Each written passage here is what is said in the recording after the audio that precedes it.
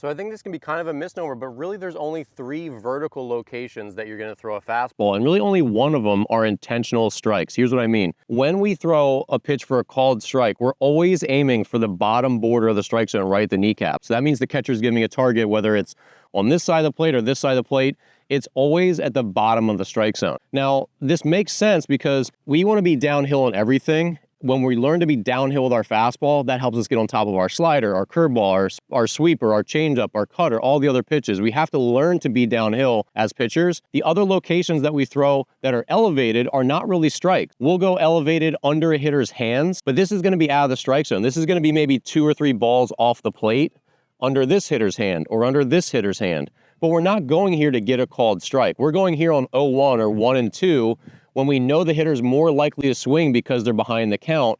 And now this pitch that's kind of borderline, that is elevated, maybe they swing at this and they're going to get jammed almost all the time. And then the third location that's vertical is the elevated fastball. But when we elevate fastballs, we don't throw them in the strike zone. We're not going up in the strike zone. We're going up and out of the strike zone because the goal is we don't want to throw an easy hittable pitch.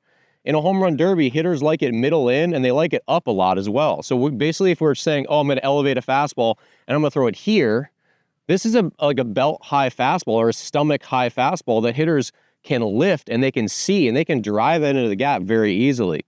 So when we're talking about vertical strike locations, we're saying everything that's a called strike is at the bottom of the zone. When we want to jam a guy or a girl, we're going in on the hands here and then we're going up, right? That's what we're doing. Ball, strikes. We don't want to throw intentional balls early in the count either. So like 0-0, we're not going to go up on our first pitch of the at-bat. We're not going to go up on 0-1 very often because why? Because now the hitter has to swing or else it's a ball. And we're not going to intentionally throw a belt high fastball because that's not up. That's a home run pitch, right? So we got to be really smart about the vertical locations that we're teaching our kids as youth coaches and even as high school coaches, college coaches. We have to be intentional in saying, look, every called strike that we want to throw is at the bottom of the zone. We never want to intentionally throw easily hittable belt high fastballs in the zone. If we go up, we're going out. If we go up, we're going to jam someone. And that's pretty much it.